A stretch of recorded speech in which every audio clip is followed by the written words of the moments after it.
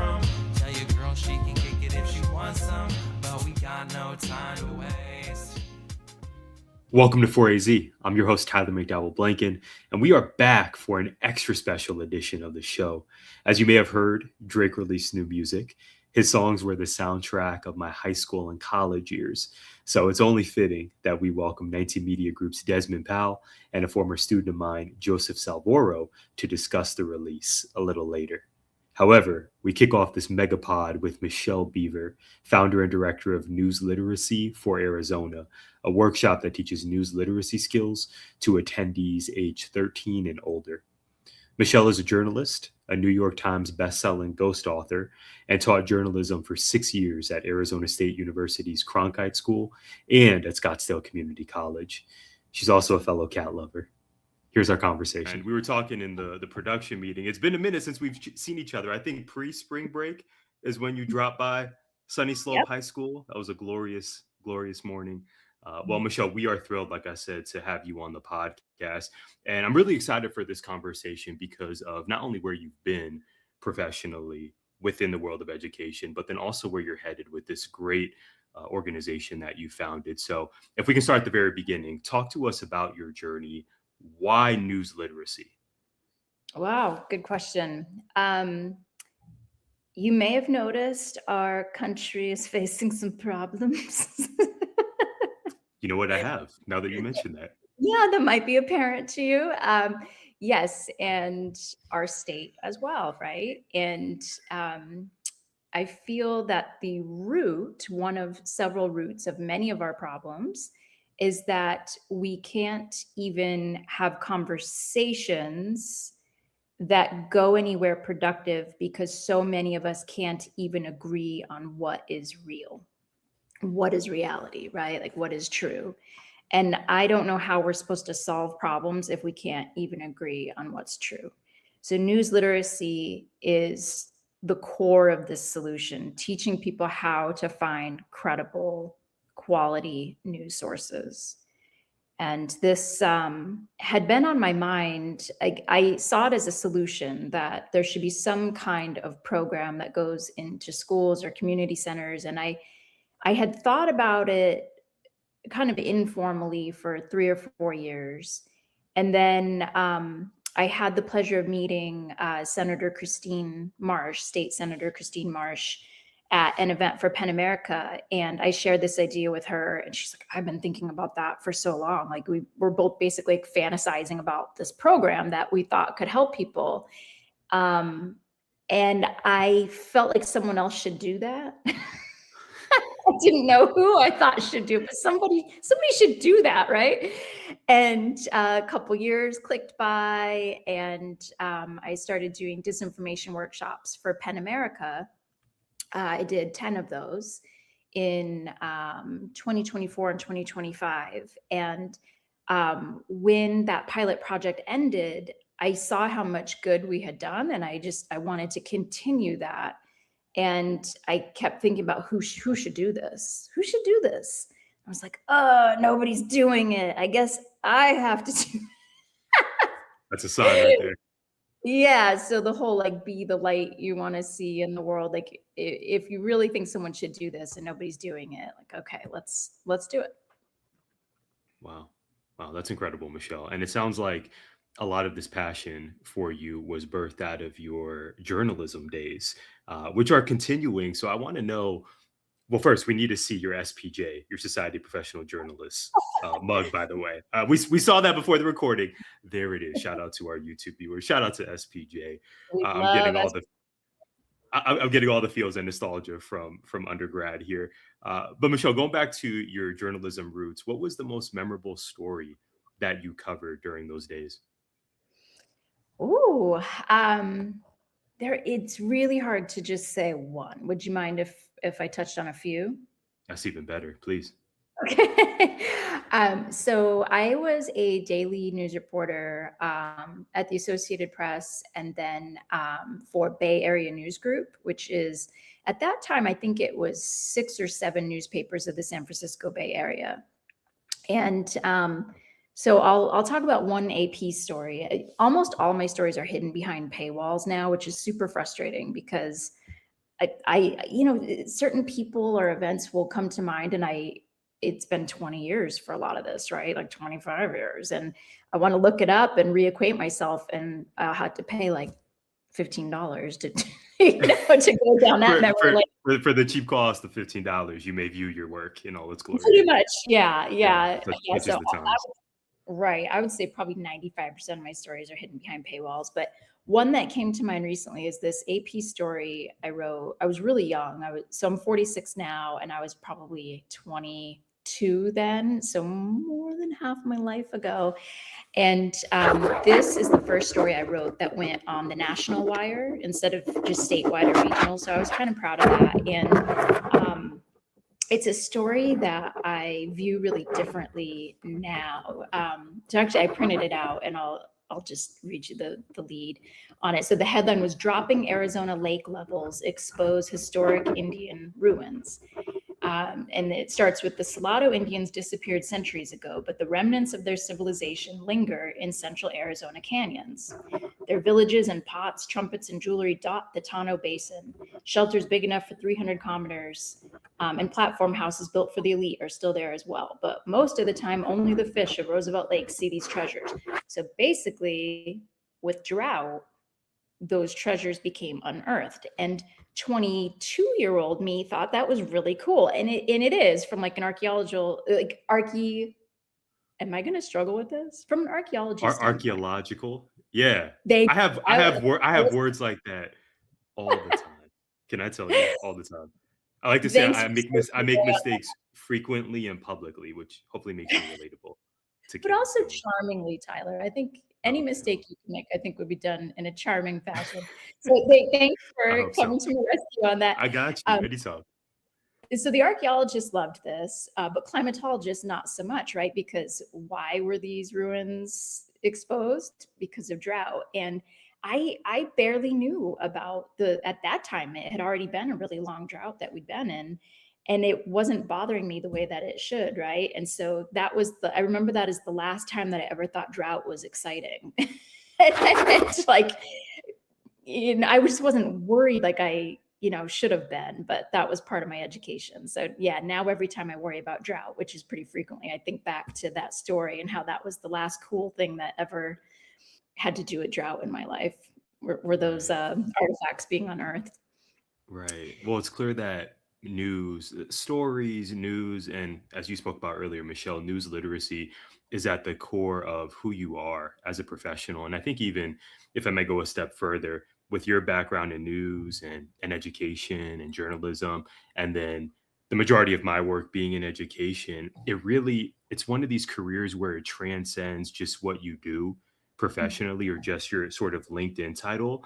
I think if you're an educator, if you're a journalist, it's one of those cool professions where not only are you serving others, but it feels really fundamental to who you are as a person. As you mentioned, you want to live in a world where we can agree on what the facts are. We don't have to agree on our opinions about what comes after that, but can we agree on the facts? It seems like every year I see a news story or I get an email reminding us of gone are the days where we all sat around the couch and watched Walter Matthau or Walter Cronkite or Tom Brokaw, or these sort of, I think there's a real yearning for a time when we could agree on what the facts are and then have healthy debates that follow that. So I just admire that this has just been central to your life. Like you said, as an intrepid young 22-year-old reporter into this new season of your life, you still carry those principles and you still want society to I'm not saying everything was perfect decades ago, but I do miss the time when we could just agree on what the facts are and not live in this very corrosive, unhealthy environment. I just worry about what the future looks like for all of us if we can't agree on what the facts are. I think it's a blessing, though, that we get to pursue work professionally that speaks to the core of who we are. It certainly seems like for you, news, facts, living in a healthy democratic society is still incredibly important to you 20-something years later after you wrote that story. Absolutely. Absolutely true. You stated all that so well. We actually have a Walter Cronkite School of Journalism reunion coming up in November, and quite a few of the people who are attending are not are not journalists anymore, but the thing is they'll always be journalists. So what you said really resonated with me, is even the people who are physician's assistants now, or who are in politics, each of those friends who have made a career transition, they all still consider themselves journalists. And it really shapes the way that you think and you see the world, for sure. Mm-hmm. Mm-hmm. And there are so many other great journalists. Of course, Michelle Beaver. I'm thinking of the Gwen Eiffels, and I don't just want to mention. Okay, here's the Mount Rushmore. There are so many other people that Oh, I loved Gwen Eiffel. that come to mind. Amazing. She was amazing. What a loss. Mm. Oh gosh. Yeah, so when I was 20, I won a first place national award from the Scripps Howard News Foundation for in-depth reporting, and she handed me the award. She was at that dinner, and it was so cool to meet her. That was the best part of that experience, was meeting her. Have you ever been, what do they call it? Like that celebrity shock of, okay, I've reported on tons of people, but I met this particular person and I was just taken aback. Have you ever had that moment with somebody famous? Definitely her. I used to watch With her Gwen? on, Okay. yeah, I used to watch her on PBS, and she was a rock star. She really was. I met Walter Cronkite really briefly. It was just kind of like an reception line of like 300 people who were meeting him. That How was was that? pretty. It was neat. I mean, it was really at the end of his life, so he was, he was in a tough state, but it was still Walter Cronkite. He still has a presence about him. The namesake. Starstruck is the word I was looking for. Do you ever have these moments where like 2 minutes, 5 minutes, an hour later, oh, I remember that word I was looking for. Oh, all the time. Starstruck is the, yeah. Oh, yeah. But I usually remember it at like 3 a.m. Oh, that's And it's interesting. not Okay. useful at all. Yeah, And I said, at oh, that that time, would help me out yesterday. yeah, well, it'd be like that sometimes. Yeah. Maybe our audience can relate. Maybe it's just us. Michelle, that being said, talk to us about your experience teaching in higher education. What was it like to become a professor? Well, I was a lecturer. I was never an actual professor, but it's a good experience. I mean, I was really nervous to do it at first, and then I got more comfortable. And I will say, coming in to your class and doing those 3 workshops back to back, it gave me even more appreciation for teachers with your schedule, because I never had to teach more than 1 class in a row. And, I would go in, teach my class, and then, it was usually twice a week or 3 times a week, but one and done for that day, right? Probably for a couple days. The marathon that people in your profession are running every single day, I don't know how you do it. I mean, I did half of your day, right? Not even quite half of your day. And I was like, woo, 3 in a row. Gee, that's wow. I'm feeling that. I mean, I am such awe of elementary, middle school, and high school teachers. Thank you. They're the best. They continue to inspire me, and your words mean so much. Thank you. I remember my first day, or I would say every first day of the school year, my feet just hurt so much. Michelle, I don't know how your feet were. I don't know if that's TMI, but I think that was the biggest hurdle I had to get over. The mental, the cognitive stamina. Eventually, we get there, and we got there. It's just my feet. My feet. Wow. It takes about 5 good days for me to get accustomed to. Okay, I need to invest in some comfy shoes. I need to check my Kohl's Cash status because it's different. I mean, did your body adjust too, you think? It does. It does. Definitely. It usually takes that first week back. But no, I'm glad you brought up that point about your feet. My lower back hurt after doing half of your day for one day. It's different. It's a physical job. People don't talk about that. Right. Again, this is not what I do. This is what you do. Like, you are there on the front lines in the trenches every day. And, obviously people talk about, I know it's not fun to think about by any stretch of the imagination, but we talk about the physicality of how dangerous schools can be, right? With shootings, but we don't talk about how you guys don't get to go to the bathroom when you need to go to the bathroom, and you don't get to eat when you need to eat, and then just all the needs. Like your class is so big, Tyler. Like your average is 30. I think you had like 29, 30, 31, something like that in each of your classes. And you know every one of those students' names. You proved that. I saw. So for those of you at home who have not had the honor of seeing Tyler teach, wow, is what I have to say. So he puts on music for when they come into the room, and it's uplifting music, it's fun music. And he stands at the door, and as these students come in, he's giving them high fives, he's asking them questions that show he listens to them. And it's incredible, like the mood he creates in that. You're like, I'm not even talking to you anymore, Tyler. Like, he's talking about you. I'm going to step away. This is all very, very humbling, Michelle. Thank you. I mean, truly, it's electrifying. The mood that you create in your classroom is electrifying. And it gave me chills. I have chills remembering it, because I shouldn't call them kids really, but these students, they really, really believe that you like them, because you do. You are so respectful to those students.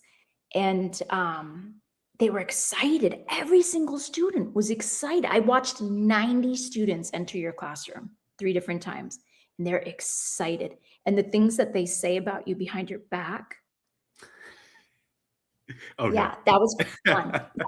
So speaking of that, like the workshop I did after I visited you, it was for all of the librarians in the Washington School District.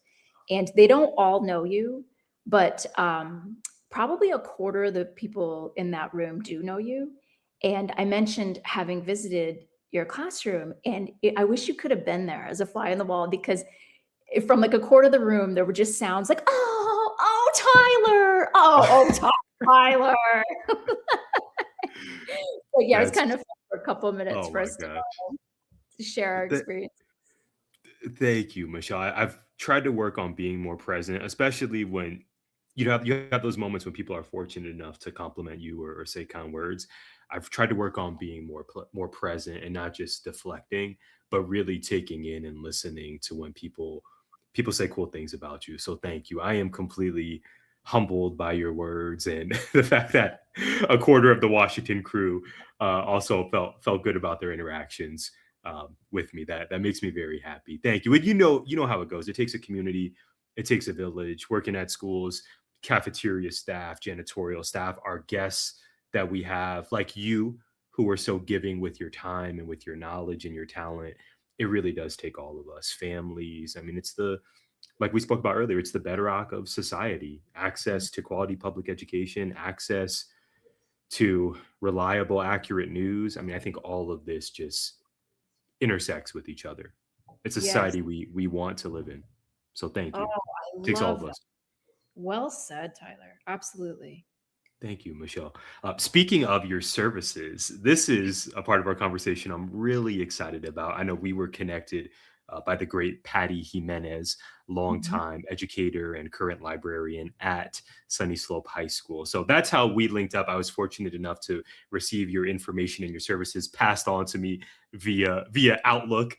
But that being said, I want educators across the state, especially across the valley, to not only know about you and your bio and the amazing work you've done professionally, but in this new season you're in with News Literacy of Arizona. Talk to us more about your workshop and your services and what you can offer teachers in Arizona. I'd love to. So yes, News Literacy for Arizona is a one-time 50-minute workshop for attendees ages 13 and older. We teach news literacy skills. And we do this in schools, libraries, and community centers. So we have I should say the workshop is free and it's nonpartisan. I tell the attendees every time, I don't care how you vote. I just care that you're well informed, right? Like you can be a really well-informed Democrat, a really well-informed Republican, a really well-informed independent, and you can be woefully informed and be affiliated with any of those parties as well, or no party at all. It can go either way. Like we are all um, able to be fooled by disinformation, but we are all able to find credible sources too when we have news literacy skills. So we have a 5-point plan, if you will, a training for our workshop. So we focus on the importance of news literacy, the dangers of disinformation, the power of algorithms on the information we consume, the difference between journalism and propaganda, and how to build a diverse news diet. And our tagline is that truth matters, it does exist, and we can find it. I love it. The part of your workshop that I enjoyed most and that I saw, you were speaking about seeing things earlier, the part of your workshop that really resonated with students that I had the pleasure of serving this year was the algorithm piece. And we actually branched off after you visited and led them through an amazing workshop. We had conversations in the weeks that followed about social media. And I love how during the workshop you highlighted algorithms, because I think whether we're 15 years old or older, if we're adults, sometimes we forget that what we consume every day is very algorithm based. It is this specifically curated set of content that is meant to engage us and keep us on whichever app for as long as humanly possible. So I love that not only during the workshop did you break down what these terms are and the various definitions, but also this is a plug for you and why I think every teacher in the Valley, every librarian, every person, community center, everybody who's interested should have you at their site, is because you're able to reach people of various backgrounds. I know for a bunch of amazing, like you said, 90 amazing 15 to 16-year-olds, they really gravitated toward your information about algorithms and how what we're seeing is not always accurate. It's maybe exaggerated. It may be not what you think it is. I'm wondering if you can speak to that specific part of the workshop, because I saw it resonate with 90 amazing students. Thank you. Thank you. Well, part of why I wanted to start this program as well is that when I was doing those disinformation workshops for PEN America, the number one question I got by far, and there was no close second, was what sources do I trust? Where do I go for credible news? And it was usually the younger people asking that. As I said, like I'm Gen X, and growing up, like you're right. The news system, it had flaws growing up, but it was still so much more easily navigated than it is now. It's really cool that we have so many choices now, but there's a downside to that too, and it's that if you are growing up right now, it's incredibly difficult to know which of these 500 offerings at your disposal is trustworthy.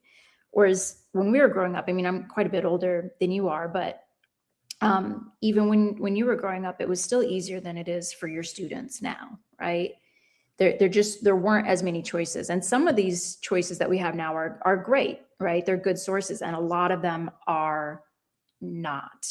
And it's really, really easy to fall for disinformation, especially because of AI. I study this all the time. I taught media and society at the college level, and I have fallen for AI a few times now. Have you fallen for anything or for disinformation? Absolutely. Frequently. Yeah. Well, and we don't even know about when we didn't fall for it, right? Exactly. We don't Right. know all the times, right? Yeah, it's really improved over the years. I mean, it seems like every day it's Every day. improving and looking more realistic. Whether it's, I mean, there are levels to this, right, Michelle? There can be you're watching a silly video. Maybe you're like us and you're watching cat content, and it's beautiful, it's great. Some of it's not real. Okay, a cat is singing. I don't know, name your favorite current song. But then there's really diabolical misinformation or disinformation, I should say, where it has political implications or education implications, where it's like, oh snap, that politician or that leader didn't say that, but it looks so real on my Instagram feed. Yikes. Yeah. So Secretary of That's State, where I need to call up Michelle Beaver. Michelle, can you lead a workshop for us? We need to sharpen our skills here. Yeah, uh, my aunt thinks this is real. I think this is real. Michelle Beaver on line one. so Secretary of State Adrian Fontes, he did a training where he had his team develop a deep fake of him. I don't know exactly what the content was, but they played this at the training and everybody believed it. And it was a deep fake. And his whole point was, we've really got to be on our toes here. Like, you guys see me all the time and you all believed that that was me. And I was giving you inaccurate information and you would have believed it. Right. So it's scary times, and like you said, it's changing every day. More than half of US adults get at least some of their news from social media. And then with teenagers, the percentages are far higher. And we know that the news that comes through social media tends to be far less accurate. So for TikTok, for instance, 1 out of every 5 articles that TikTok suggests has disinformation in it. So, that's one of the tips that I give to the attendees is, and I'm never going to tell them to not be on TikTok because they probably throw me out of the classroom, but don't depend on it for your news. Like, young people, they're not using Google as a search browser. They're using social media. So that's really not great for getting accurate information. And then among these young people too, I'm getting older when I talk about these young people. these young people. Many of us are guilty of that too. It's okay. We've accepted this season of Yeah. our lives. It's I'm okay. glad It's you. natural.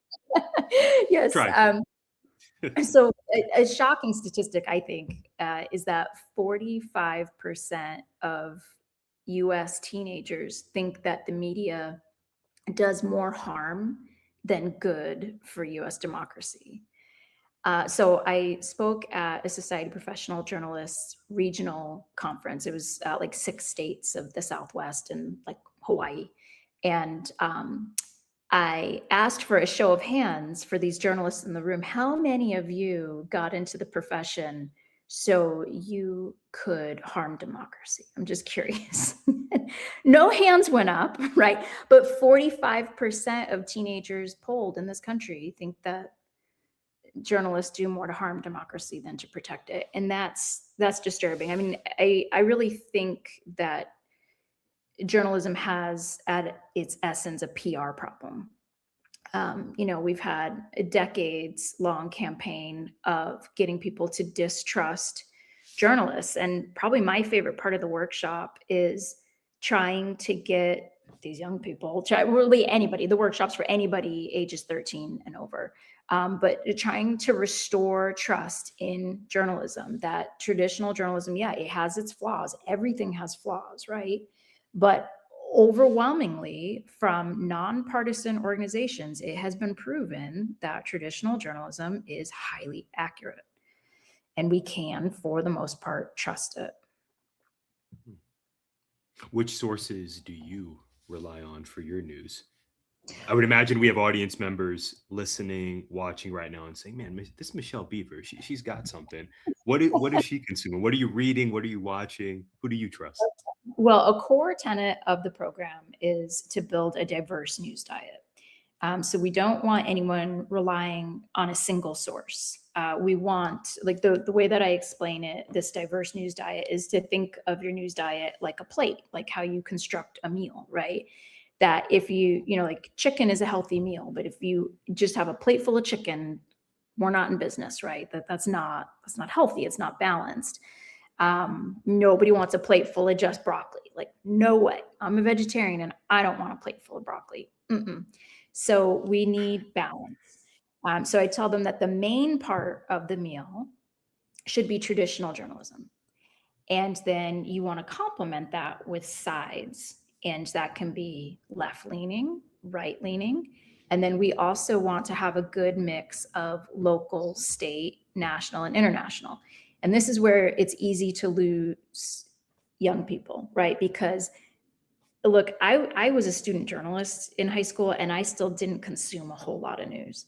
And some of these students are super busy too, right? And so they hear like, God, local, state, national, and international, and all these different perspectives. Like, and it can sound too overwhelming. It can sound like you expect them to consume news for an hour a day, and that's not the case. So I try to make it sound less overwhelming, and I always tell them too, this might not resonate with you right now. You might not be into consuming news right now, and that's okay because you have your whole lives ahead of you. Keep this in mind as you move forward. So I like, let's see, I kind of move around a little bit on what I consume, but I read the New York Times every day. I like CNN's website. I find their cable channel to be very different than their website, but I like the website. I go to Fox News. I want to know what's going on over there. I want to understand what other people consider reality. And I have to say, like, there have been a couple times on Fox News where they were covering a couple stories that I hadn't seen in my other sources. And I think that those stories should have been covered elsewhere. So it's good to try to get that balance for sure. I like the Atlantic a lot. USA Today, Arizona Republic. So I bounce around. Sure, sure. I'm so glad you And mentioned that, Michelle. anything PBS. And I like Anything KT. PBS. Yeah. Oh, very nice. Yeah. Yeah. I love that. I love that. As you said, you mentioned some Arizona publications as well. I recall, I'm so glad you brought this up. I recall students really enjoying not only your conversation about algorithms, but also about that news diet. I love that analogy you mentioned. It just makes sense. Yeah. I shouldn't rely on just one source for my news. I should mix it up. That was a really great part of your workshop that I know kids really, really dug as well. Thank you. Thank you. I appreciated when you complimented my Yoda impression. That really changed things for me because I didn't think that I had a Yoda impression. I was just winging it, and I was going to remove that slide.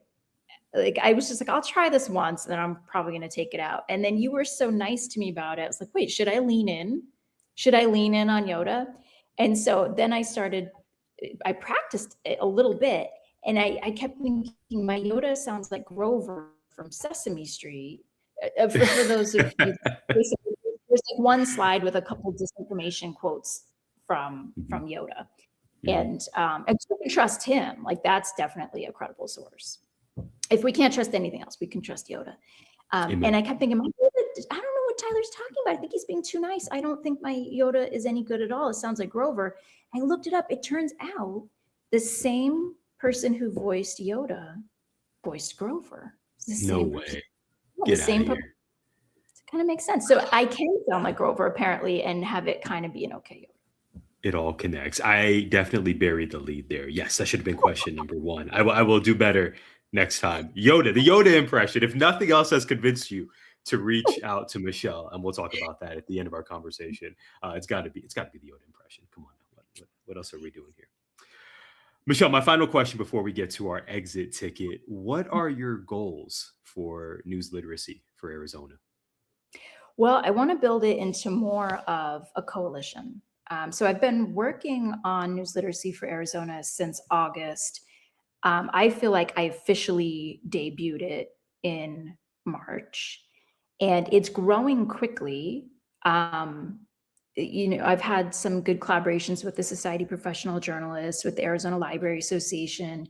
I was like, this Thursday, I'll do a webinar for the Arizona Library Association's professional development curriculum. So basically, every month they have a webinar that's supposed to help librarians with their professional development. And then I'll be speaking at their conference in Tucson in October. The Integrity Project AZ, we might be partnering. So there's some really cool collaborations percolating. And I want more of them because it's so much more fun to partner on all of this. For instance, we have a really great advisory board, and that gives me a really great feeling of collaboration. Let's see, we've got a Prescott Youth Services librarian. We have a USA Today editor. We have a pediatric neuropsychologist. We have an Arizona Republic columnist. Did I just say columnist? I meant to say pediatric neuropsychologist. Did I say pediatric Wow. columnist on I think accident? you, Did I? yeah, I think columnist, Okay, but so I'm kind of merging two advisory board members, I think. So you let are, me start. takeaway here is you are busy and you are well connected. A That's what we're pediatric hearing here. neuropsychologist and an Arizona Republic columnist. And That's incredible. yeah, Awesome. it's just really, really great people helping lead this mission. And I'm excited about it. And I just want more collaborations. Fantastic. And again, we'll speak about how our audience can connect with you in just a moment. Before we get there, Michelle, we end every conversation on this podcast with an exit ticket. And I'm excited to present a This or That 90s edition. We spoke earlier about longing for previous decades and generations. For me, it's the 90s. I'm a 90s baby. The music, the fashion, the entertainment, I mean, all of it was just so top tier. So I have four this or that's for you. Are you ready for our exit ticket, Michelle Beaver? I'm ready. I decided to become a journalist in the 90s. Yes, sock it to me. Hey, let's go. First one, this or that. The Fresh Prince of Bel-Air or Saved by the Bell? Fresh Prince always. Oh, see, Yes. this was actually a tough choice for me, but nothing outdoes Fresh Prince. Saved by the Bell is close, but glad we agree. I don't know if we'll agree on this one. Backstreet Boys or NSYNC? Neither. Okay, I was Michelle Beaver, please elaborate. all grunge. Wow, the grunge zag. I did not see that coming. Favorite grunge? Are we talking Nirvana? Are we talking? This is not Pearl my area Jam, of expertise for you. Pearl Jam, and I was really Pearl Jam. 1970s rock in the 90s. I was really into the Beatles and the Stones. So I'm not a good person to ask about the Backstreet Boys or NSYNC. Sorry. Listen, I am not mad at a well-timed zag whatsoever. Okay, grunge there. Two more. Yo-yos or trolls? Trolls, because they were cute, and I don't know how to yo-yo.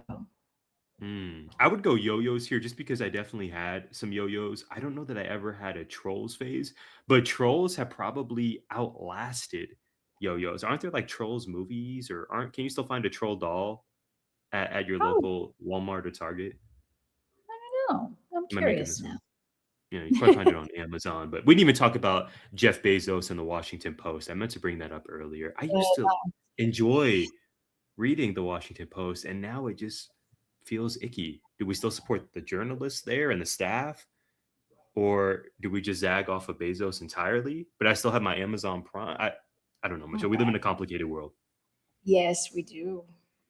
We sure Yeah. do. Finally, hopefully, what's not a complicated question. We'll see based on your answer. Last one: the Running Man dance or the Rachel, a hairstyle made popular by Jennifer Aniston on Friends?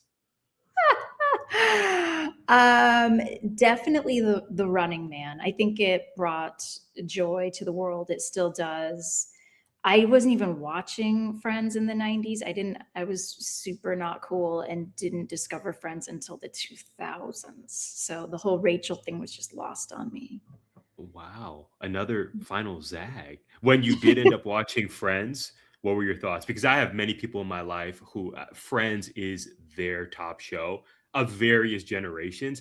I never had a Friends phase. If anything, I was more of the living single variety. Mm. But when you got to Friends in the 2000s, did it live up to the hype? Yeah. It Okay. was maybe like 2002, and I was watching it with my boyfriend at the time, and I was like, "This show is really funny," and he's like, "Michelle, it's Friends." I was like, "Oh, this is Friends. Oh, this is fun." She made it there eventually. I'm always late to the party, Tyler. Yeah, it's okay. You made it though. That's what matters. Okay, Michelle, our true final question here. Thank you, first of all, for spending some time with us today. How can our audience connect with you, support your work, and even have you at their community center, school, or library?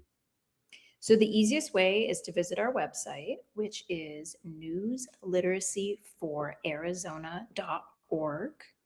and just fill out the contact us and I'll get back to you. You could also email me at michelle@newsliteracyforarizona.org. And I make it very easy to do a booking. And this just in, Tyler, sorry you missed out. You now get a $25 gift card to Starbucks if you book. And, you get the whole period off. Wow, say less. I can hear people literally tapping on their keyboards, emailing you right now. And Tyler, of course, your information will be in the description of this episode as well. You'll see all the details for News Literacy for Arizona as well. I can hear people tapping right now, Michelle. This is true. you're retroactively going to get a gift card, Tyler. Oh, It's the least I can do. That's very, very thoughtful. We loved having you, Michelle. Thank you for telling us all about your work, all about the future of news literacy for Arizona. I can't wait to hear how this conversation has resonated with our audience. If you're watching us on YouTube, be sure to leave a comment. What stood out to you from this conversation with the great Michelle Beaver? You can also hit us up across the social spaces at 4AZ Teach. Up next, we're welcoming Desmond Powell of 19 Media Group to the show to review the new Drake album, Iceman. Thanks again, Michelle. Great having you. Thank you. I'm excited to roll out the orange carpet for our guys, Desmond Powell, and a debuting Joseph Salvoro to share our reactions on Drake's new album, Iceman, and the other two albums that he dropped as well, Habibti and Maid of Honor. We got a lot to get into. Des, welcome back. Joseph, welcome. Before we discuss the album, Des, a lot has happened since we last saw you. The transition from Hip to the Games to the Mid Post. You're a proud member of the 19 Media Group.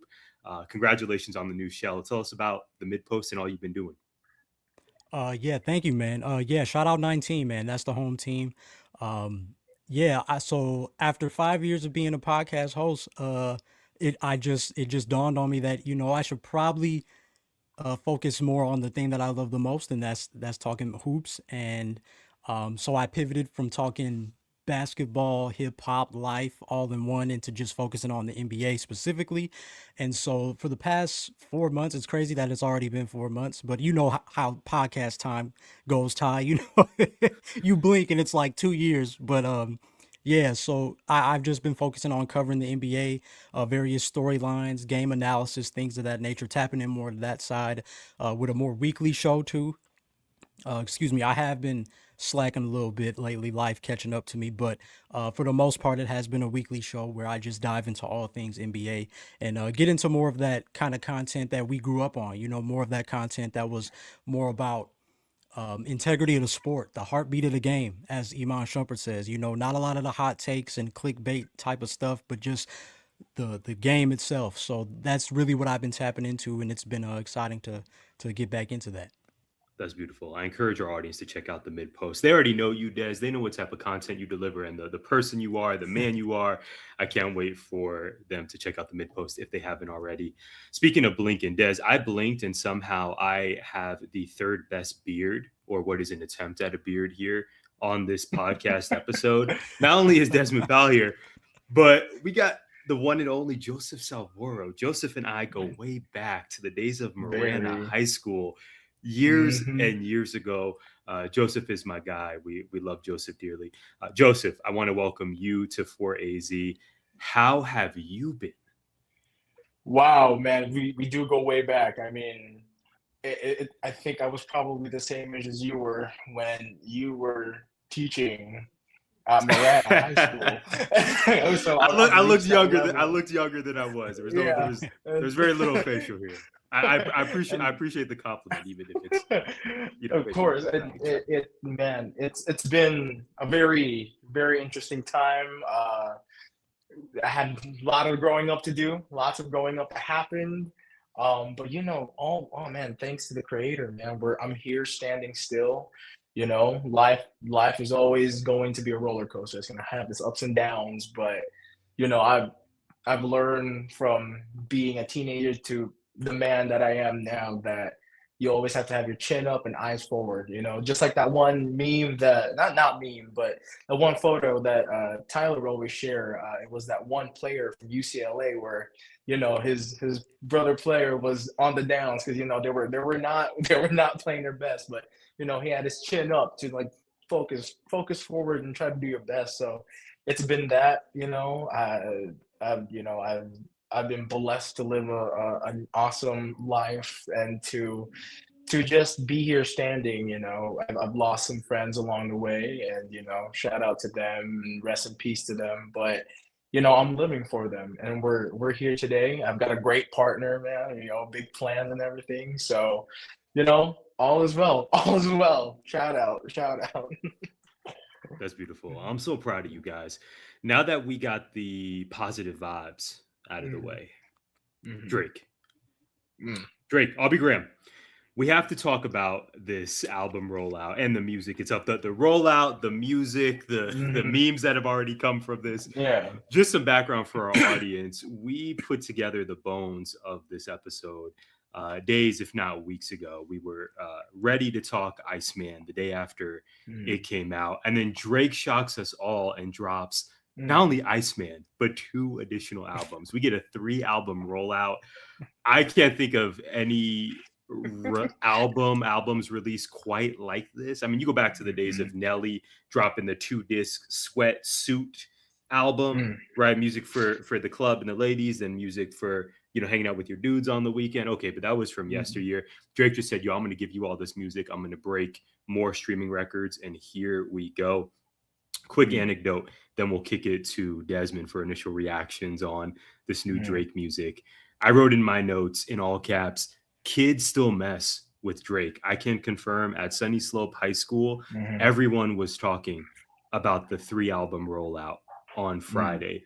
Kids were talking about it all day. Adults were curious. And by and large, the reception seemed to be positive. So for whatever it's worth, it seems like with the teenage demographic, this was by and large a win.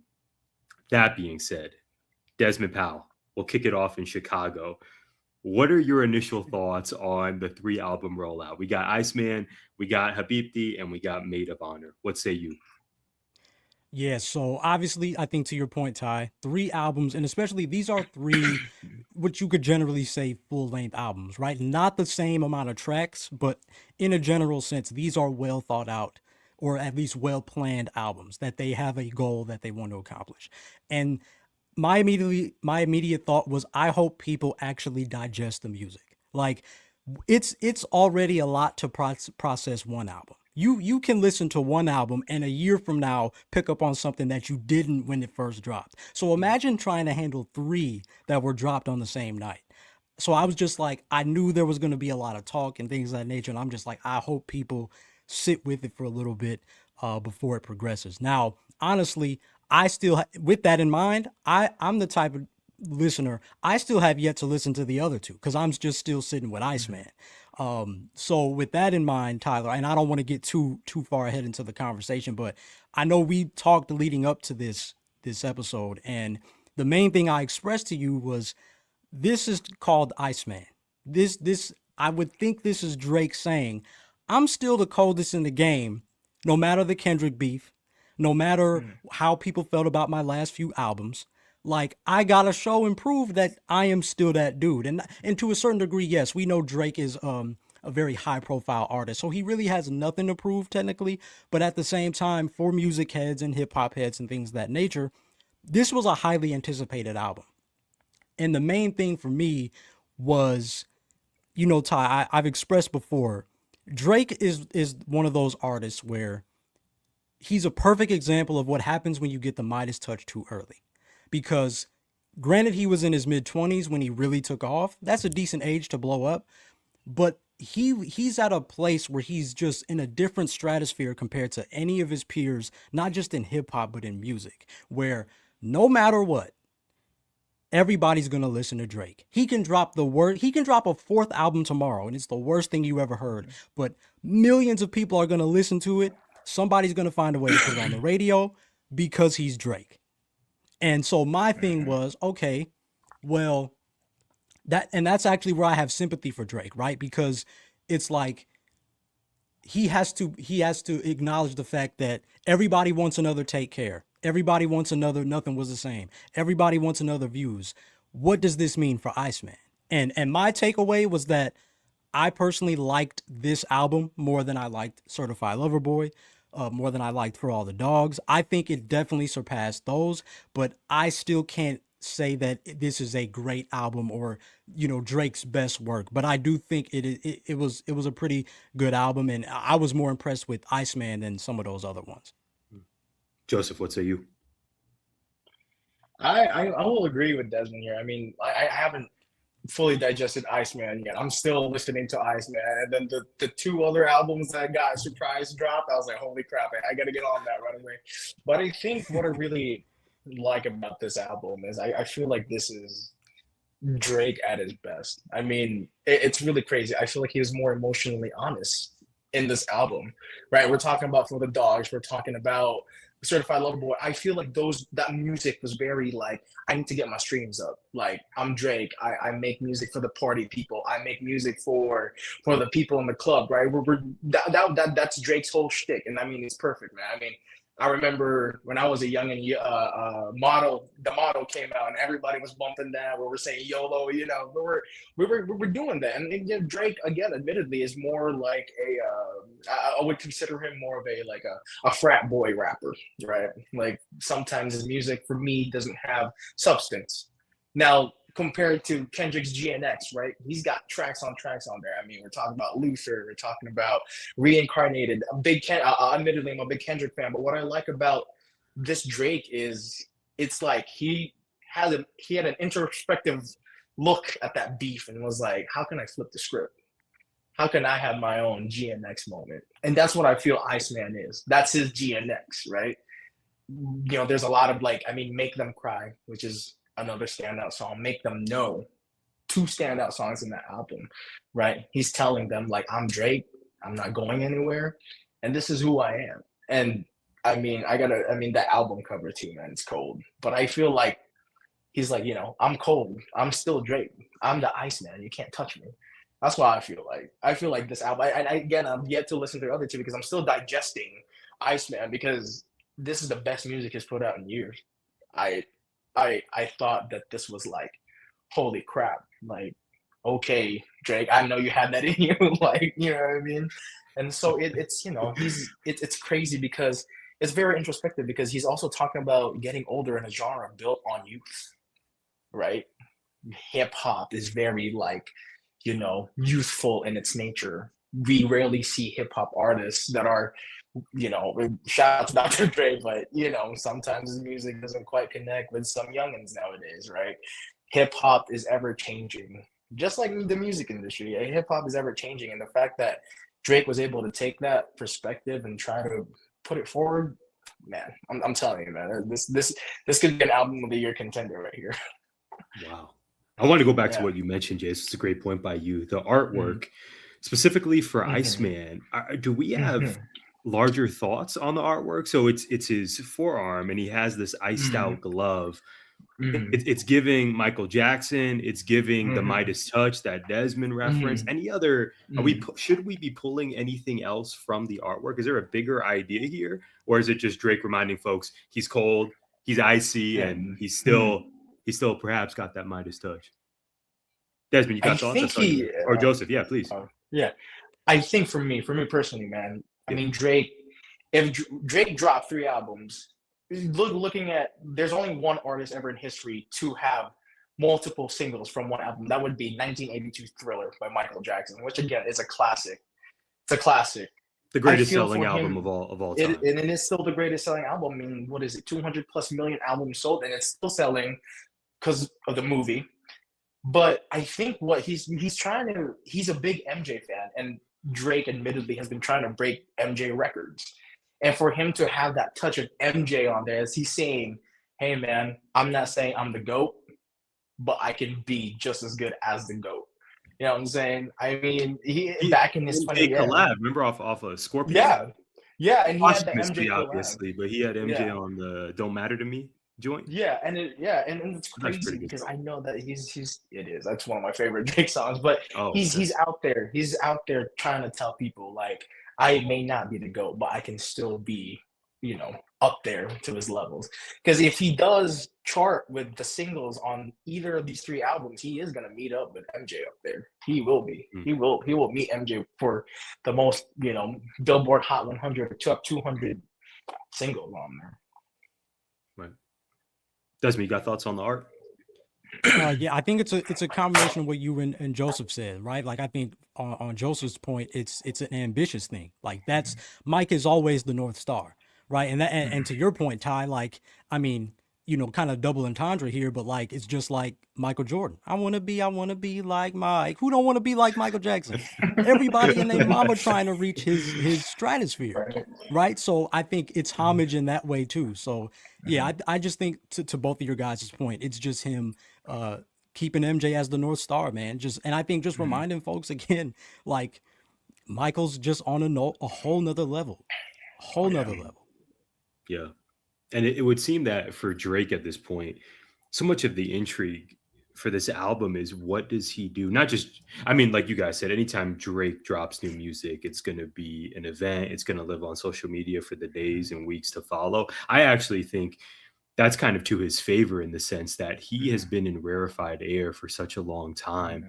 When these albums, usually it's albums plural over the span of a few years, but in the case of last week, it was albums in one day. But there are literally, guys, legit people who I only interact with the day a Drake album drops. We don't speak all year for 364 other days, but when a Drake album drops, we are in communication. I can only think of maybe a handful of artists where that's the case for a lot of friends and a lot of group chats. You can say Taylor Swift. At this point, I would put Kendrick Lamar in that conversation as well. K-Dot's there.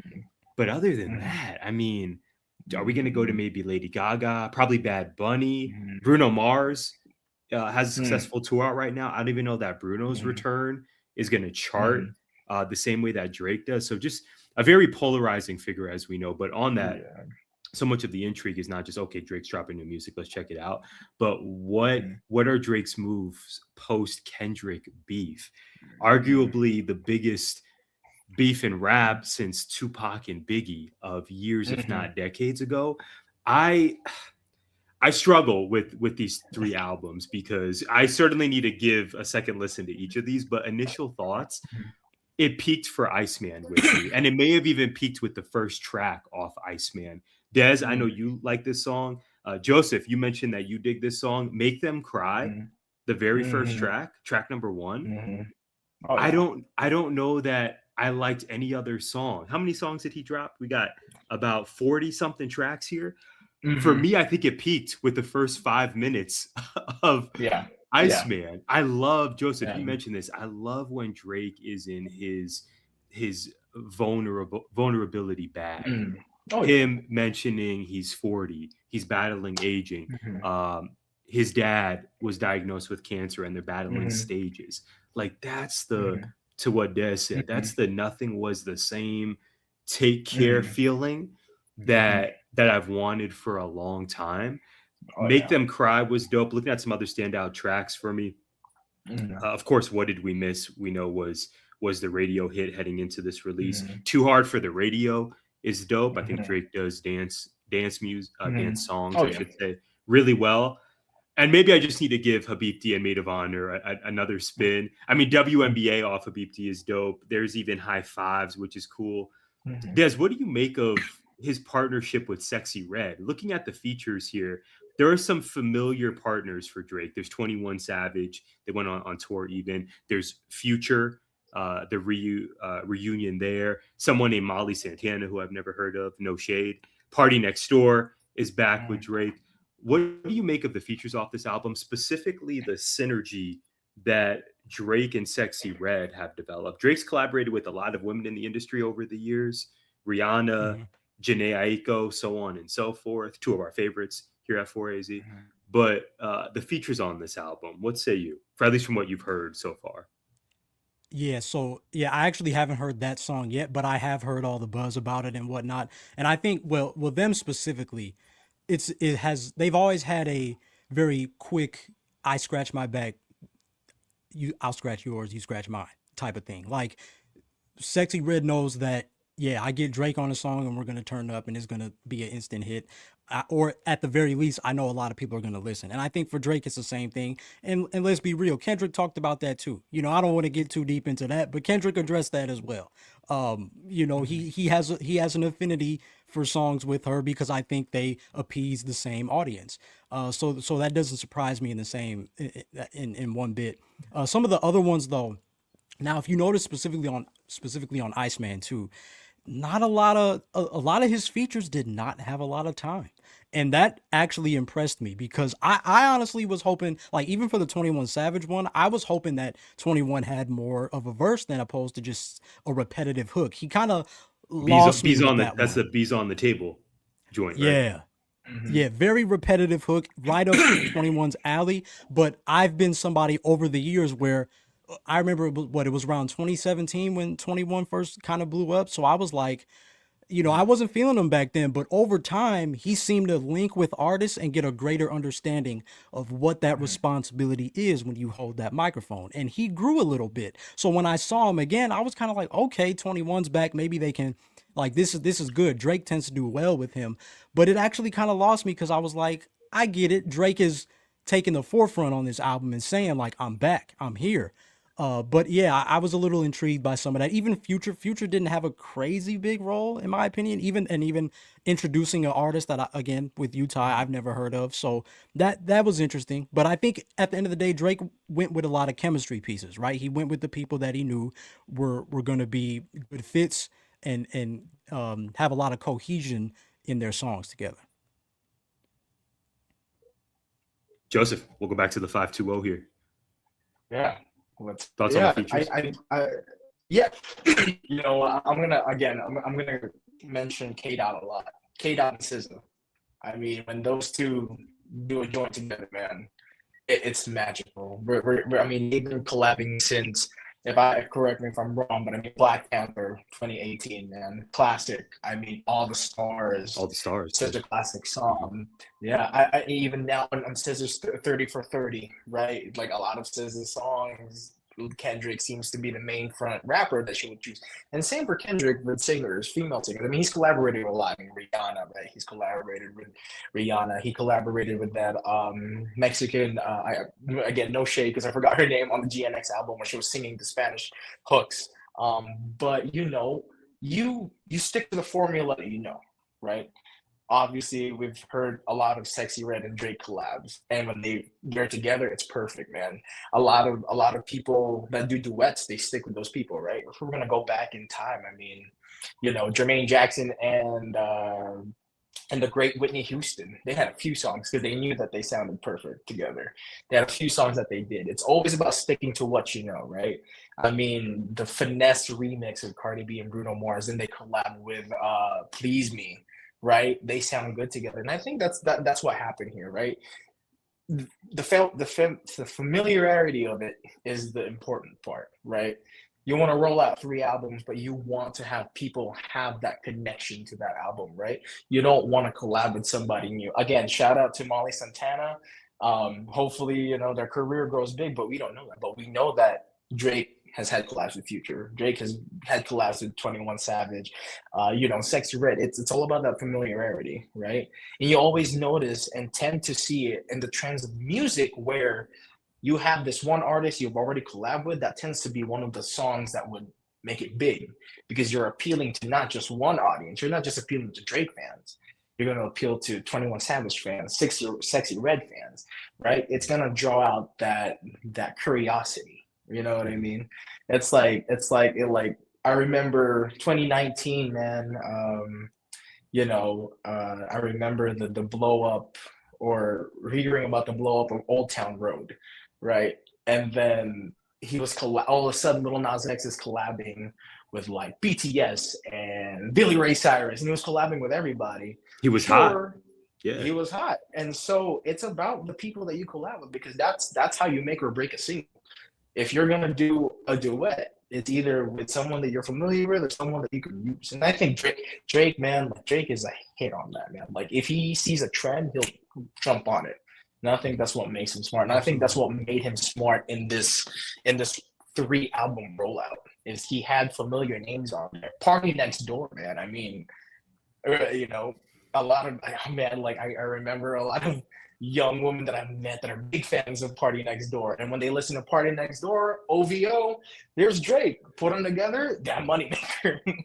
Right. So I think he's just so smart in doing this, man. I mean, like even on the Maid of Honor, man. I mean, he's got Central C right there. You know what I mean? Again, another sexy red one. It's just he knows how to play the audience well.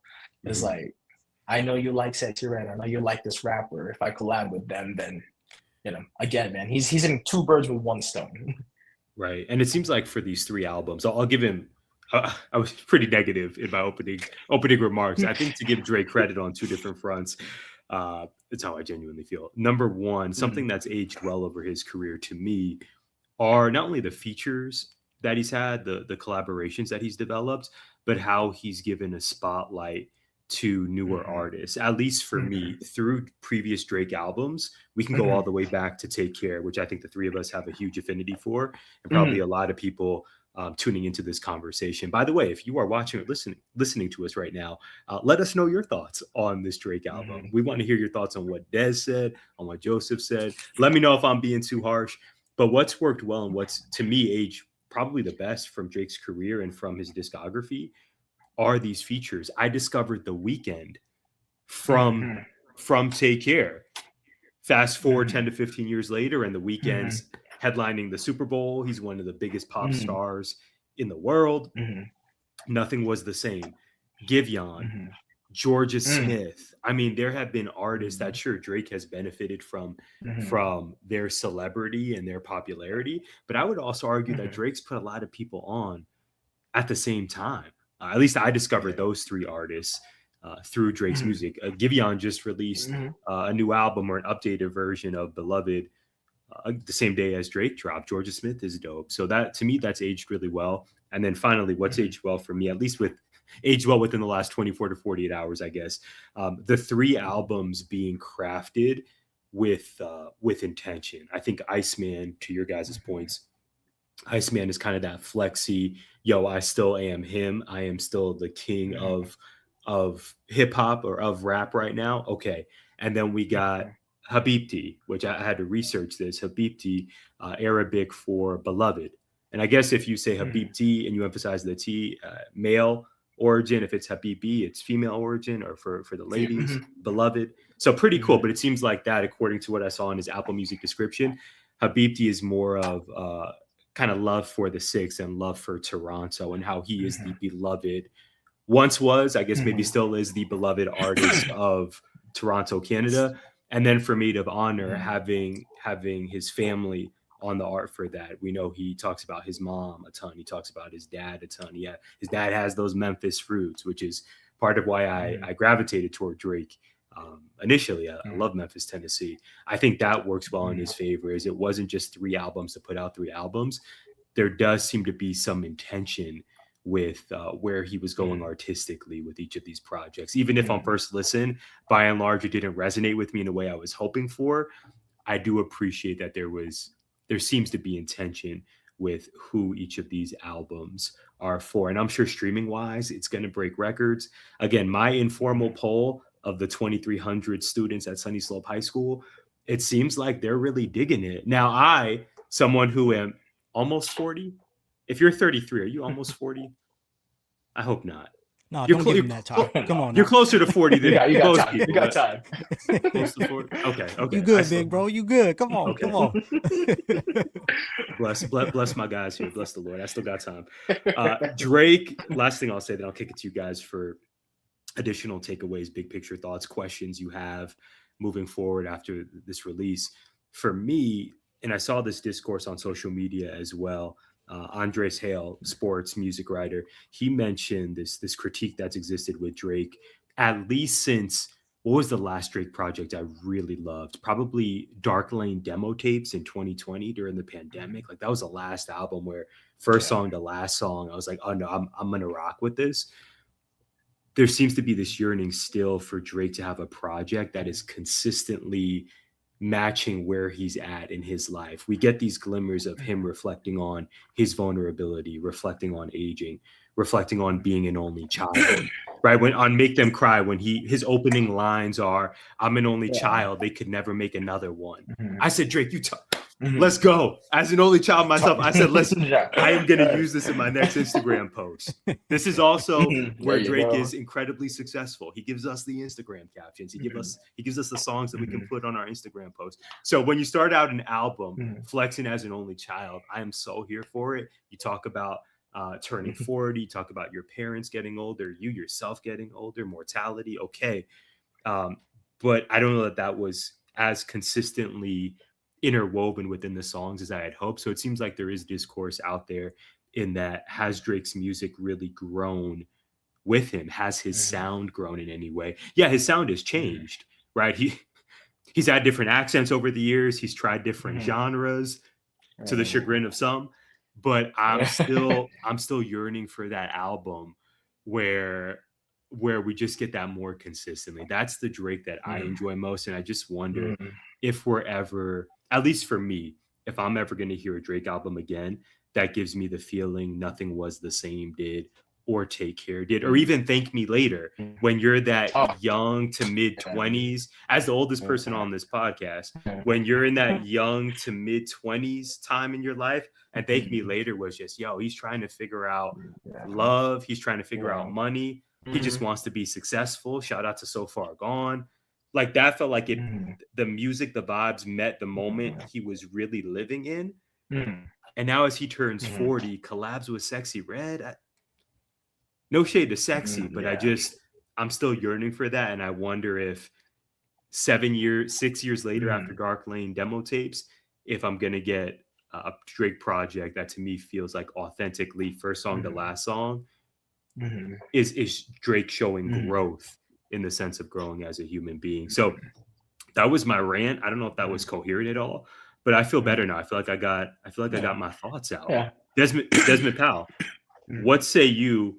A rebuttal is perfect. No rebuttal is perfect as well. Other thoughts on the Drake of it all? He is an incredibly unique artist that has had a one-of-one career for the highs and for some of the criticisms, I would argue. Big picture thoughts on this rollout?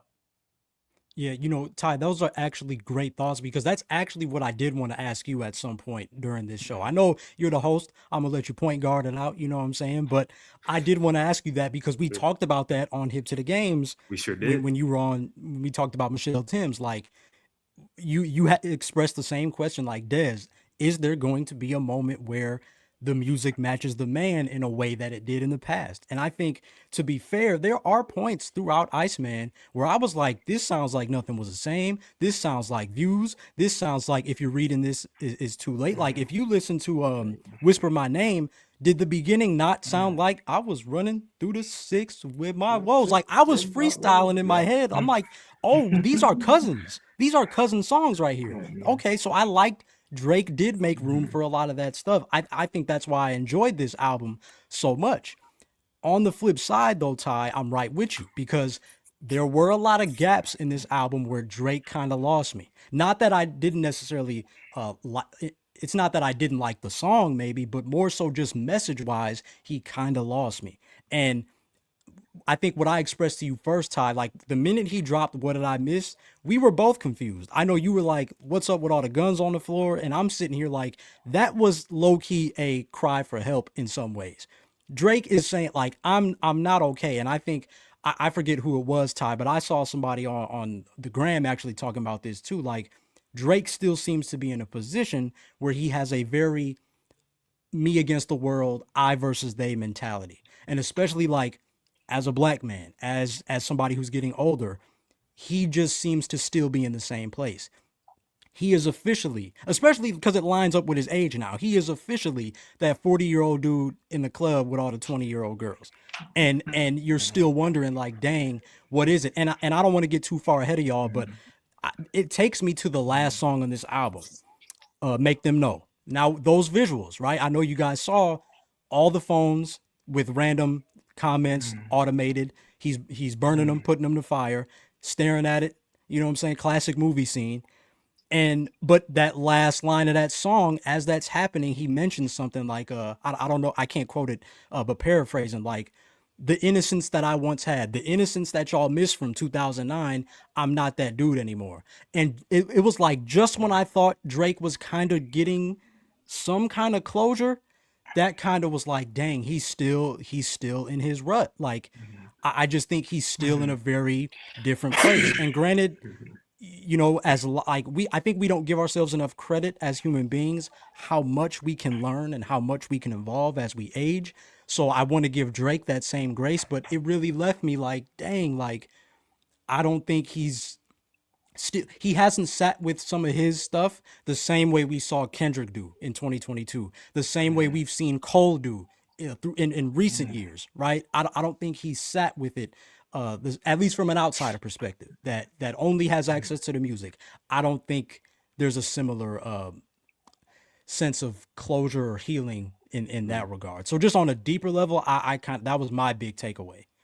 Drake reminds me of that friend that we have where they're seemingly very successful, but Des, to your point, like all of us, they're just going through stuff. They're trying to figure out their identity. I mean, that is one of the essential questions of this life that we get to live as humans is, what is my purpose?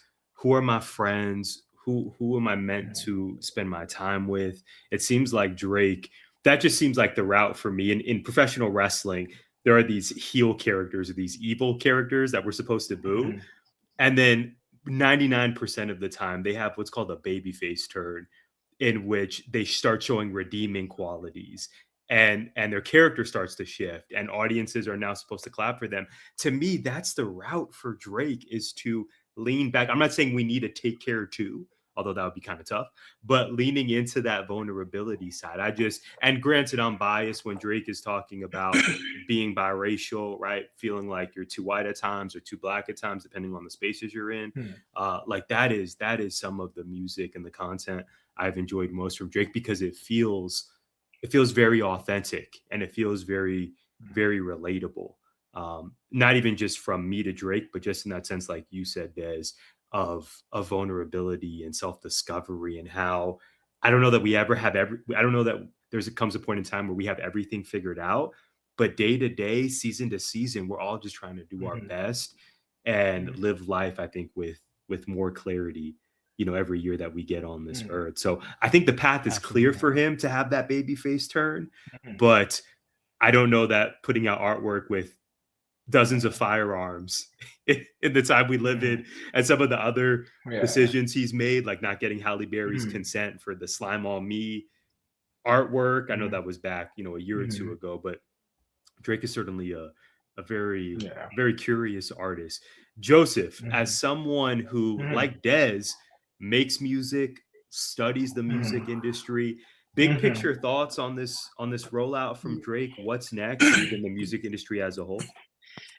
You know, man, like I said, man, I really enjoyed Iceman as a whole, but the album relies a lot on familiar Drake tropes instead of reinvention, right? This should have been a moment where he would fully evolve artistically after the beef, but instead he often kind of falls back into habits from his previous albums. You know, he spent, again, no shade to Drake, love the album, but I mean, he spent too much time taking shots, man. I mean, he had disses there for Kendrick, LeBron, Cole, Khaled, A$AP Rocky, a lot of people. But I mean, for me, right, because you know me, man, I love to study the music industry. Best album for me when we're talking about reinventing as an artist, Charlie Puth, man. Shout out to Charlie Puth. What a great performance at the Super Bowl, by the way, right? Charlie Puth, he's known to make pop boy music. I think if you're familiar with Charlie Puth, you know, One Call Away, Attention, How Long, Done For Me with Kehlani. Classics, man. It's classic. You know, it was big when I was in high school. And then 2021, you know, he's 30 years old. He's making songs like I Don't Think I Like Her Anymore. No More Drama in My Life. And it's like, come on, man. You know, you get to a point in your life where like, come on, we're singing about one night stands. Like, you're a grown ass man. Like, come on, right? Now, his new album that just dropped in March, it's called Whatever's Clever. Yacht rock inspired. He's leaning into more R&B. And he has a song on there called Changes, right? And the lyric is like, there's been some changes in my life, you know. I can see the distance, space, and time. Great music, great song. And he reinvented himself. I am, you know, in that album, he talks about, you know, he's a husband, he's a father, he's grown and matured. And this could have been Drake's whatever's clever moment, right? We're talking about collabs. Sexy Red. You're gonna be 40-year-old man, like you said, Tyler. You know, or who was it, Tyler or Desmond? He's that 40-year-old man at the club with the 20-year-old something girls. That right? was Des. We got to give Des credit for that. That clip is going to be numbers good. on social media. Social media team. Make sure you clip that, please. That was Des. Yeah, that was great. Tough look to Drake. But you know, we're looking at it introspectively, right? This could have been a moment where he's like, "Oh, I'm bigger than the beef," right? I know I'm bigger than the beef. This could have been a really good artistic moment for him. Like I said, I don't compare Iceman to GNX, which is thematically they're not the same, right? But to Drake's credit, I know he was trying to be more vulnerable, but it could have been better. It should have not had that familiar tropes of Drake, you know, like in the end, right? He had this, you know, whole thing planned out, you know, badass scenery. But like, I mean, for you to say I'm aging with the music, I'm turning 40 and the hip hop is this and that. I feel like he could have leaned more on that maturity. You know what I mean? Like I said, hip hop is a thing that was built on youthful ideas, right? Hip hop, Brooklyn, especially during the 80s at the time. Yeah, and again, sorry for everyone listening. I'm a big music nerd. Tyler knows this, but 80, you know, we're talking about the 80s, you know, gang violence in the streets, the crack cocaine epidemic, and people were using hip hop as a sort of escape, right?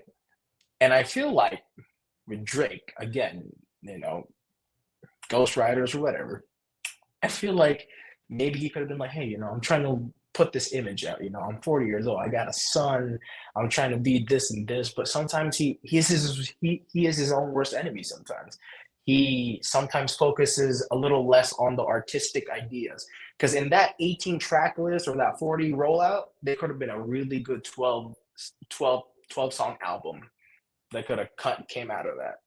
And I hope my spiel is coherent, but we're seeing a lot of that in the music industry. Yeah, in the music industry nowadays, we're seeing that where artists are rolling out 20 songs. One of the most recent ones in my memory that I thought wasn't really a good album, but people like, was Morgan Wallen's 40-track album where he's singing about last night. Okay, amazing, man. You've got talent, but I mean, 40 songs, there could have been 12 songs in there that would have been just fine. And I feel like we're getting a lot of that from artists nowadays. And then again, we're back to Drake. That 18 track list could have done without some songs. You know what I mean? I think that's just my opinion. I think we could have done that, because in that 18 track list, there could have been a good 12 song track list. And I was reading in Billboard magazine recently, Bruno Mars, they were like, well, why are you releasing 9 songs on an album? We waited 10 years for a solo. It was like, if I can't get you in 9 songs, I'm not going to get you in 20. So I feel like sometimes Drake focuses too much less. He's focusing too much on quality control. How can I get my streams up? How can I still be mainstream?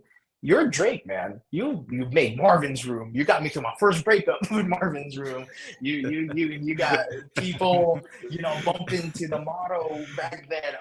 Friggin' started from the bottom. You know, a lot of graduates listen to that song. He's a hit maker. Yeah, I mean, the three of us could spend an hour just trading favorite Drake songs, trading Drake bars. He is a hit maker. That's undeniable. He's the hit maker of our generation.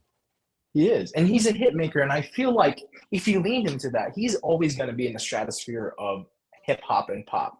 And that's you know, that's coming from a guy who, you know,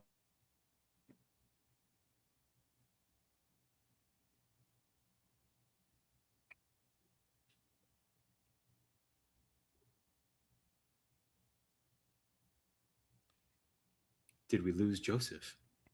Are they not letting Joseph be great? Are they not letting Joseph be great? He's back. I am back. He's back. We're good. They tried to mess you up, man. You were cooking, and then they just shut you off. Sony was listening. Sony So was like, yeah, oh OVO yeah, has yeah. this Oh stream yeah, link. yeah. What's They going have on this here? whole thing.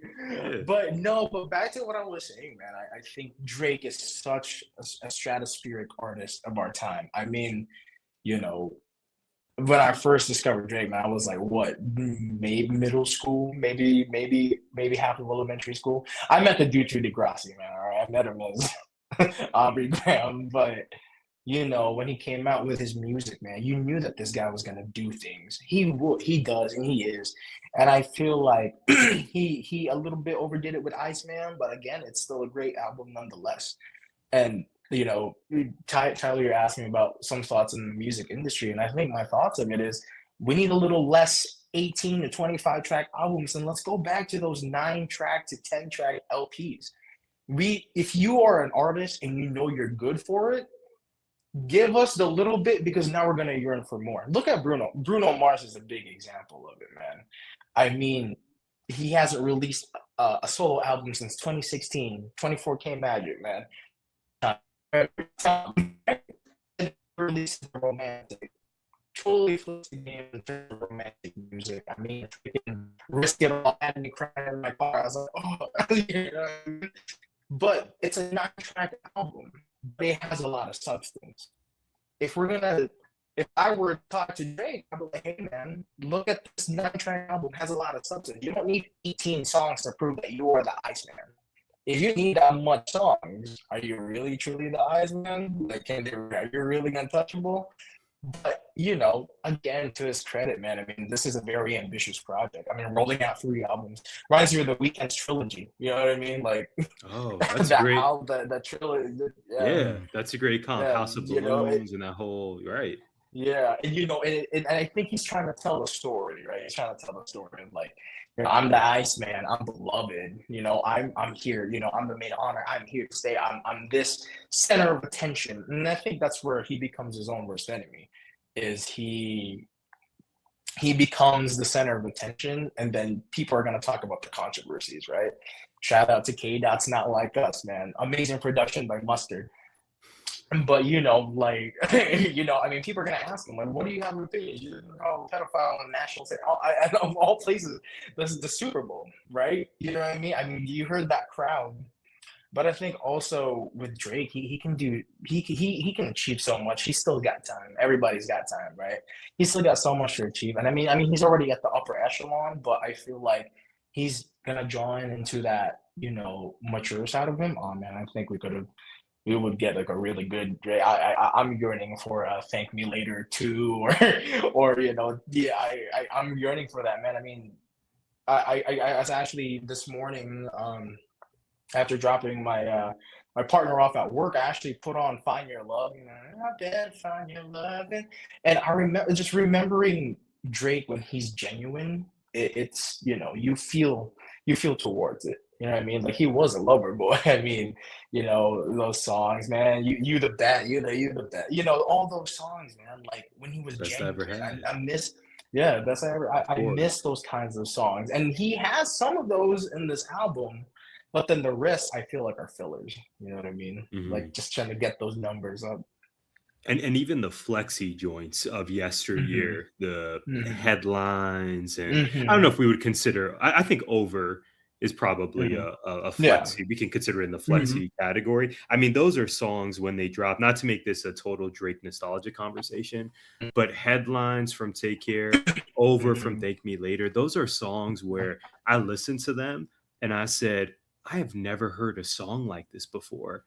This is just a new experience for my ears, and the bars were tremendous. And again, that is sort of the magic of Drake. And I think what you cannot take from him is we could spend a legit 60 minutes just talking about our favorite Drake songs. You know, that's something special that he's accumulated. I don't know that there are any standout tracks from this 3-album extravaganza that made me feel the way those did, even make them cry. As much as I love that, I don't know that that's, to me, as unique or as special as an Over or Headlines. But at this point in Drake's career, Make Them Cry, some of the songs you guys mentioned from this project, those are aesthetically, this reminded me the most of Scorpion, in that, to Joseph's point, with Yes, Scorpion. that's what I was Yeah. saying, Ty. Yeah. Yes, I I think got you, for Diz. me, yeah, It's Scorpion. it's It's it was that Scorpion album. adjacent, right? Talk, Yeah. talk, talk, talk, talk your talk. No, I was just gonna say, Ty, like that's what I kept like that's what I was telling Devon. I was like, oh, I don't think I felt this way about a Drake project since Scorpion. Maybe even Views around that area, but Yeah. I would definitively say Scorpion for sure. Views the Drake album that's aged the best? Because at the time, Views was, I guess, like anything Drake has dropped over the Yeah. last 10 to 15 years, Yeah. Views at the time seemed very polarizing.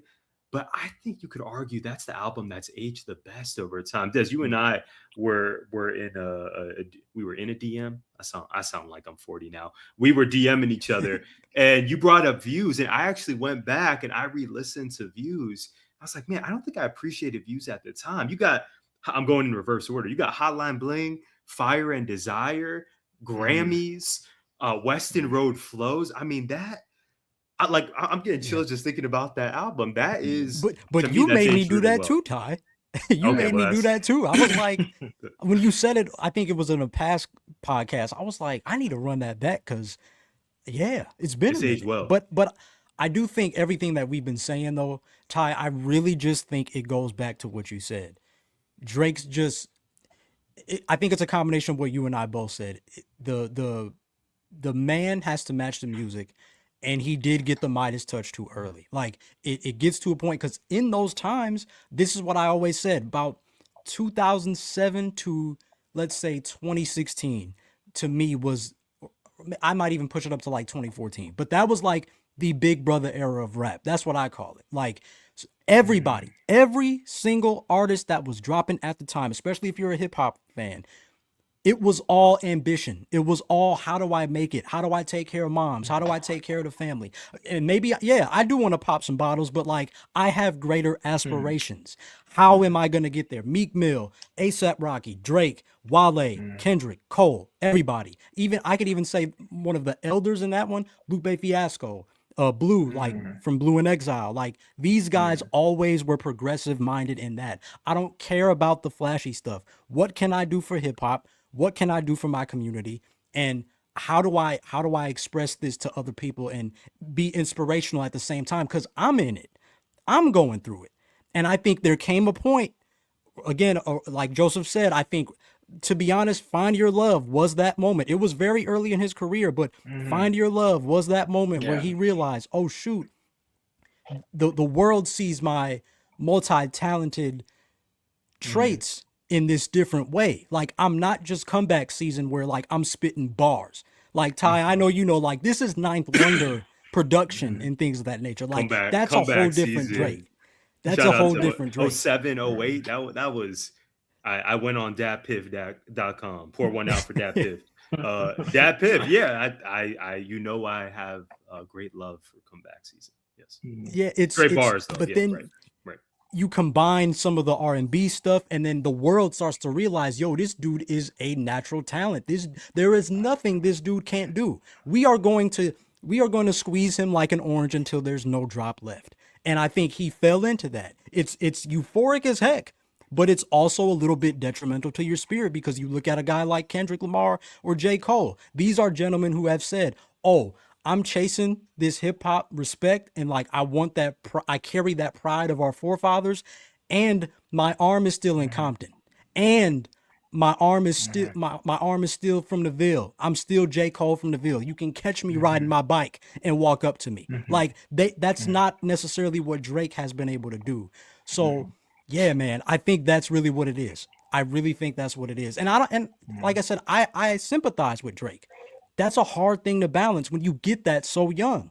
So yeah, I don't blame him for it at all. And like I said, I did enjoy this album. I don't want to be like too hard on him, but there are facts to this as well. Joseph, like you, I was introduced to Degrassi through Drake.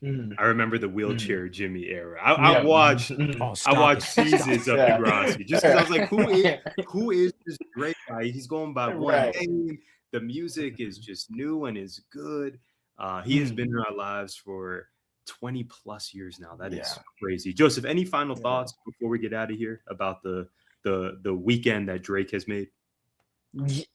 I will say, like, I mean, this is again, I will say very ambitious. I honestly think this album is definitely going to chart.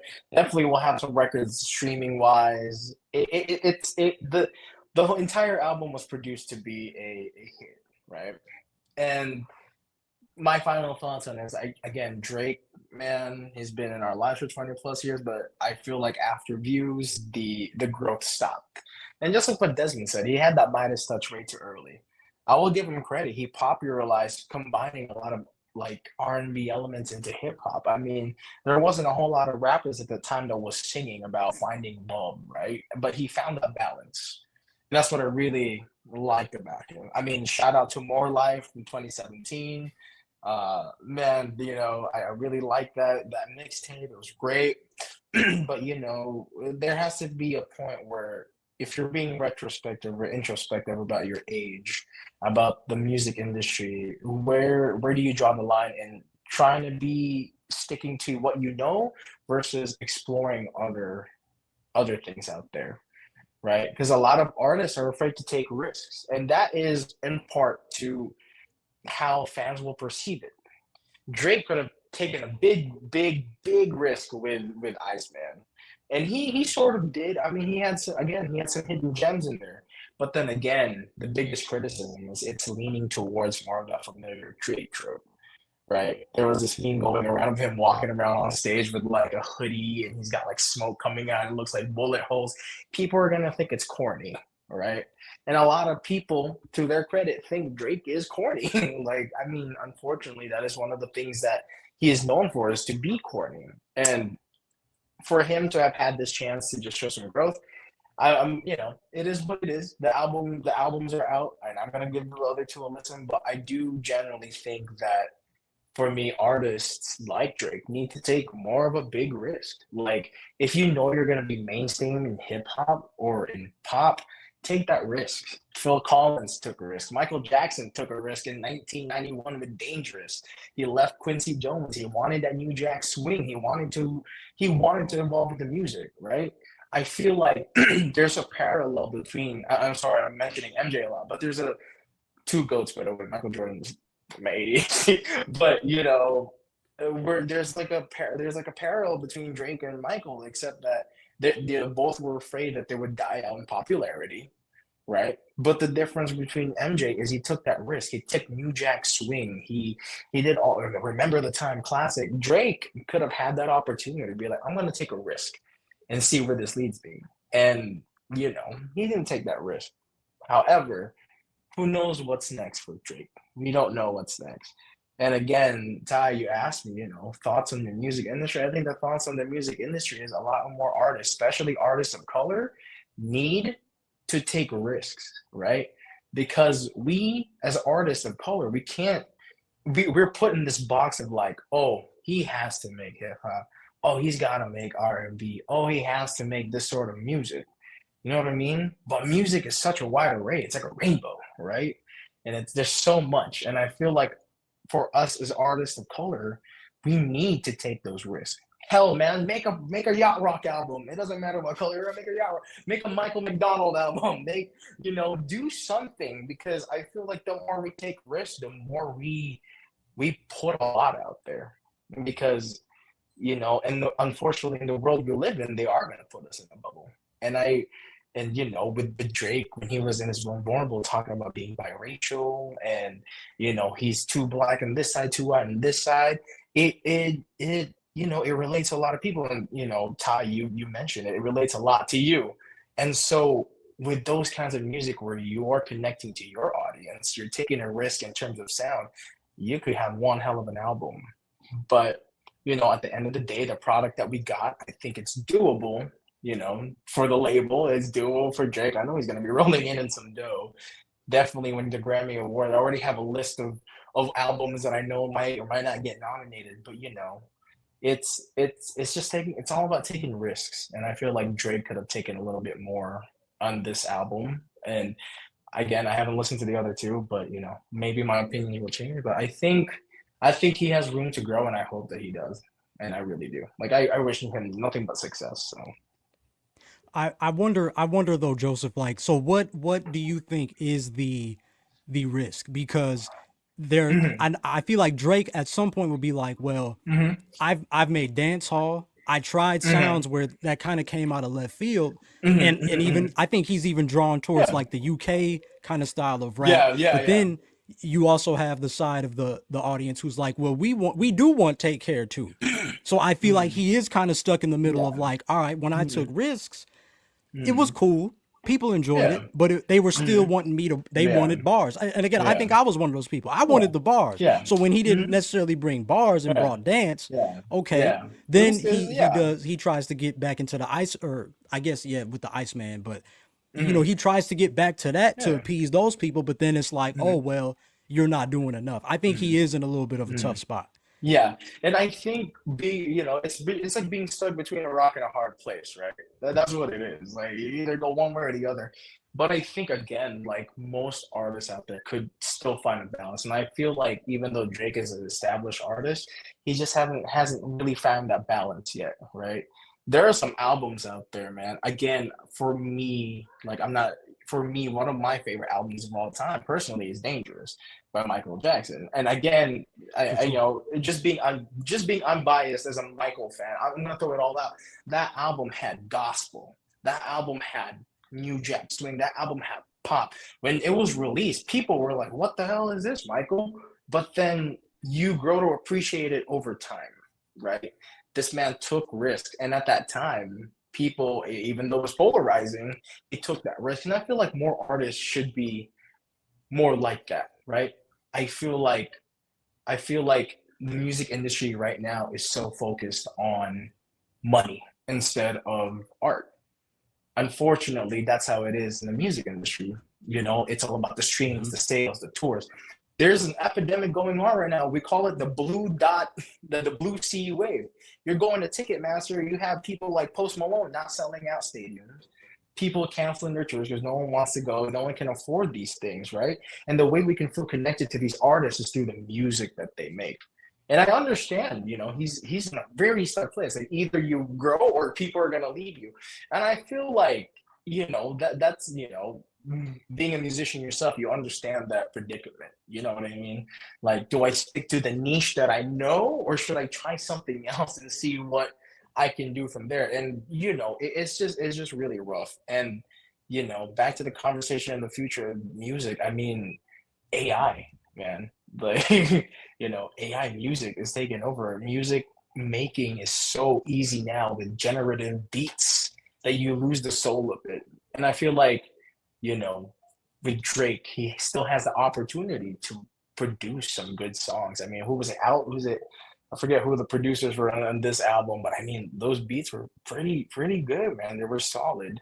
And I think, you know, just, you know, I hope I'm still coherent, but you know, just taking those big risks and just putting it in an album. I mean, if he was gonna make an 18 track album, he could have put something in there that would have took us out of the left field or put us right back in place. But you know, I get it's difficult because I know Drake.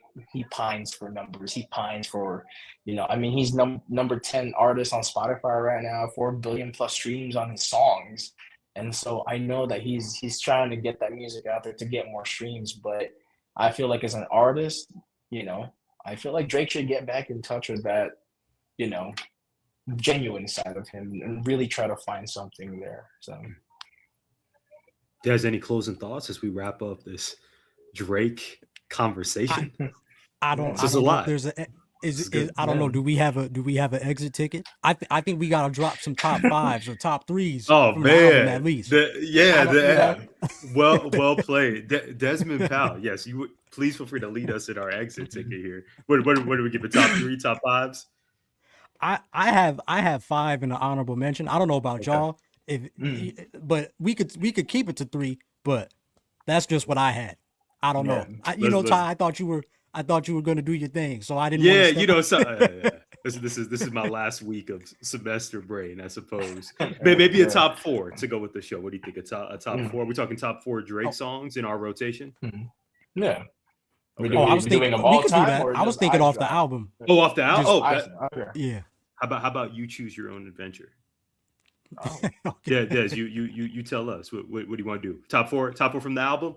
I'm good with that. Yeah. If Joseph is, Oh, Yeah, that's cool. That's for cool. sure. I think it just fits with it does with why you had a song.